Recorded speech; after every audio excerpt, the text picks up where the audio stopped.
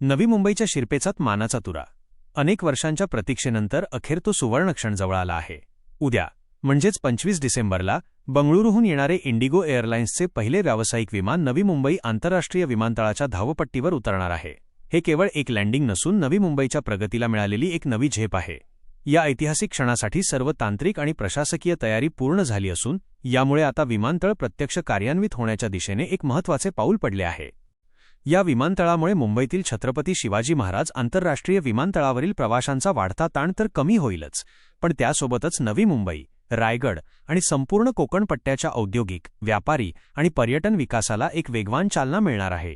प्रवाशांना आता जागतिक दर्जाच्या आधुनिक सुविधा आणि अधिक सोयीस्कर प्रवास अनुभवता येईल. नवी मुंबईकरांसाठी हा क्षण खरोखरच अभिमानाचा आणि उत्सवाचा ठरणार आहे.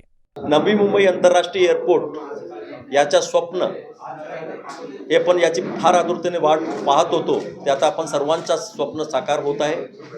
8 ऑक्टोबर 2025 रोजी माननीय पंतप्रधान मोदींनी या एअरपोर्टचं उद्घाटन केला आणि उद्याचा दिवस आहे. या नवी मुंबई आंतरराष्ट्रीय एअरपोर्टमधून फ्लाईट सुरू होत आहे, कमर्शियल फ्लाईट.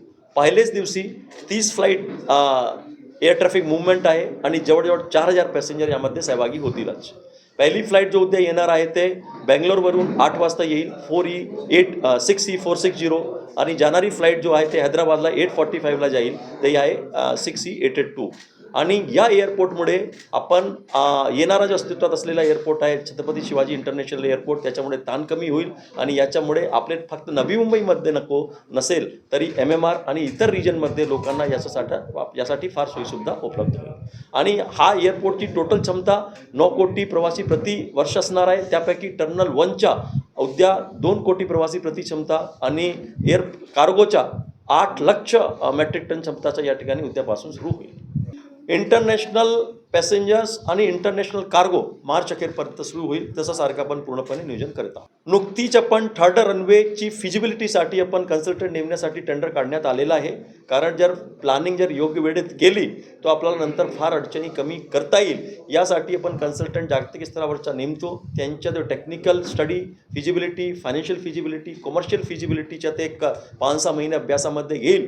त्याच्यानंतर जर त्यांनी होकार दिला आणि फिजिबिलिटी असेल तर नक्की केंद्र आणि राज्य शासनाची मान्यतेच्या नंतर आपण थर्ड रनवे सुद्धा प्लॅनिंगमध्ये घेऊन त्याचे कामे हाती घेण्यात येईल. आणि थर्ड रनवेमुळे आमची क्षमता अजून 45 मिलियन पॅसेंजर पर एनमने वाढण्याची शक्यता आहे. म्हणजे आज रोजी जर दोघी एअरपोर्टची क्षमता बघितली तर 150 मिलियन पॅसेंजर पर एनमची असणार. थर्ड रनवे आल्याच्या नंतर ते 45 मिलियन पॅसेंजरची अजून क्षमता वाढणार आहे. दळणवळणाची साधनासाठी आपण अटल सेतूवरून आलो तर आपण निश्चितपणे ते चिर्ले जंक्शनला उतरल्याच्या नंतर त्याच्यानंतर NH348, त्याच्यानंतर आमरा मार्ग पकडा. गुगलची पूर्ण लोकेशन आपण अपलोड केलेली आहे. NMIA त्याच्यावर आला कोणती लोकेशनने जायच्या आणि त्याच्यासाठी आमरा मार्गवरून ऑलरेडी आम्ही हाफ क्लोवर लिफ्टचं काम केलेलं आहे. त्यामुळे कुठेही त्यांना टर्न घेण्याची गरज नाही, डायरेक्ट त्या एअरपोर्टमध्ये जाईल.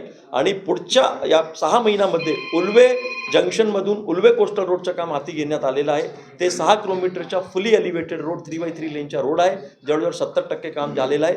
जूनपर्यंत तेही सुद्धा काम होईल. म्हणजे एक वेळी आपण साऊथ मुंबईवरून येणारे जर फ्रीवेला चढले तरी मला वाटतं 28 ते 30 मिनिटांमध्ये एअरपोर्टला पोहोचू शकेल अशी सारखी या ठिकाणी सुविधा उपलब्ध असणार आहे.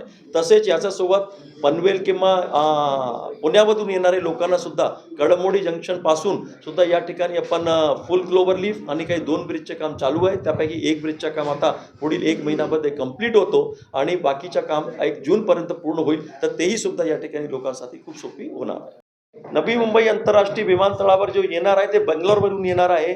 6E460 इंडिगोची फ्लाईट आहे. ते सकाळी 8 वाजता उतरणार आहे. तेच फ्लाईट पुढे हैदराबादला जाणार आहे. त्या फ्लाईटचा नंबर आहे 6E882 आणि 8:45 वाजता. आणि शेवटची फ्लाईट जो जाणार आहे ते 7:45 वाजता इथून बेंगलोरला जाणार आहे उद्या संध्याकाळी. आमच्या पूर्णपणे रोल आहे. आम्ही प्रत्येक ठिकाणीच आहे. नाही, मुंबई हैदराबाद नॅशनलचे हायस्पीड रेल आहे. त्यांच्यासाठी केंद्र शासनाने national high speed rail corporation already संस्था नेमलेली आहे. त्यांच्या DPR आणि इतर गोष्टी अंतिम टप्प्यात आहे. मुंबईपासून हैदराबादची हे हायस्पीड रेल कॉरिडॉर असणार आहे. 720 किलोमीटरचे आहे. त्यामध्ये अंडरग्राऊंड स्टेशन आमच्या एअरपोर्टच्या ईस्टर्न साईडला प्रपोज केलेलं आहे. त्याचा फायदा असा होईल, कोणी येणारे हैदराबादवरून येणार असेल तिकडे उतरून पटकन एअरपोर्टला जाईल. So what I am trying to say की हा एअरपोर्ट तुमच्या suburban rail, metro, high speed rail, water taxi, roads, expressway, हायवेजने पूर्णपणे कनेक्ट होऊन हे मल्टीमोडल, ट्रूली मल्टीमोडल एअरपोर्ट असणार आहे. दिस एअरपोर्ट इज रन बाय एनमियाल. एनमियाल म्हणजे Navi Mumbai international airport limited. त्याच्यामध्ये 26% हिस्सा सिडकोचा आहे आणि 74% मियालचा आहे. Mumbai international airport limited. मियालचाही जर बायफर्केशन बघितला त्यामध्ये 74% अदानी एअरपोर्ट होल्डिंग लिमिटेड आहे आणि 26% एअरपोर्ट अथॉरिटी ऑफ इंडिया आहे. So this airport is run by एनमियाल. सर एअरपोर्टचा मी सांगितलं एरोसिटीच्या आम्ही ऑलरेडी नियोजन अंतिम टप्प्यातच आहे. त्याच्याशी कन्सल्टंट निपुणकोही ऑलरेडी आपण नेमण्यात आलेला आहे. त्याची इंटरिम रिपोर्ट आलेली आहे. आता फायनल रिपोर्ट आता येईल. त्याचे सावट जे इंटरनॅशनल आपल्याला हॉटेलसाठीचे आहे किंवा अजून कॉम्प्लेक्ससाठीचे आहे किंवा एव्हिएशन रिलेटेड सर्व्हिसेससाठीचे आहे, त्याच्या नक्कीच या ठिकाणी पुढील 15 ते 20 दिवसामध्ये हे आचारसंहिता संपल्याच्या नंतर त्याची निविदा काढण्यात येईल. तोपर्यंत ऑलरेडी मला वाटतं 5-6 हॉटेलचे टेंडर ऑलरेडी लाईव्ह आहेत या ठिकाणीचे आहे. बिकॉज ही निकट लक्षात घेता आपण ते नियोजन करून ऑलरेडी त्याचे टेंडर काढण्यात आलेले आहे. Sir 4000. So we have already requested सर्वांनाच की त्या ठिकाणी त्यांची बसेस सेवा सुरू करा. इवन तारघर रेल्वे स्टेशनपासून आपण त्या ठिकाणी NMIL मार्फत सुद्धा शटल सेवा सुरू केली जाणार आहे एअरपोर्टपर्यंत. सो आपण NNMC, PMC, इवन NMIL सर्वांना ऑलरेडी सूचना दिली. त्या अनुषंगाने ते कारवाई करताय. आता या ठिकाणी एक पहिली फ्लाईट जर मी सांगायच्या, जर पहिली फ्लाईट जो येणार आहे 6E460, पहिली फ्लाईट 6E460 तो बेंगलोरवरून सकाळी 8 वाजता येणार आहे.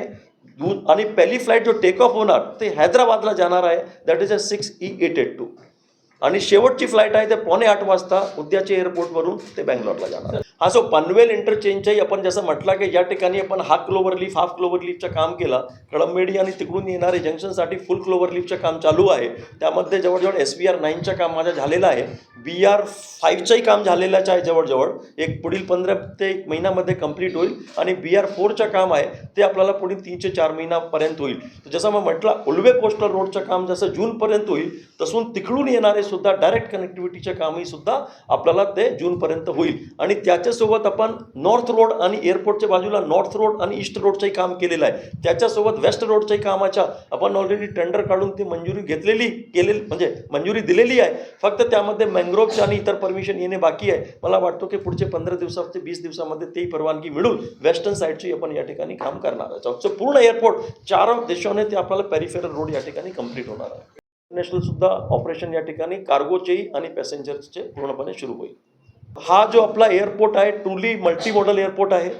ते म्हणजे सबर्बन रेल्वेने कनेक्ट आहे. आता तारघर आणि गव्हाणची आता नुकतीच पण रेल्वे स्टेशन जो आपला स्टेशन आहे ते परवानगी दिली आणि त्या ठिकाणी ट्रेन थांबते.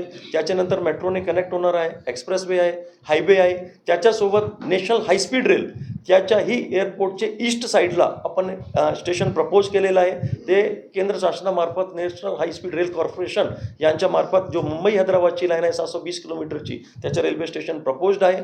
आणि त्याच्यासोबत सर्वात महत्त्वाचं या ठिकाणी वॉटर टॅक्सीचा जो आहे, कारण हा देशाच्या एकमेव एअरपोर्ट असणार आहे, त्यातून आपण वॉटर टॅक्सीची सुविधा या ठिकाणी करतो.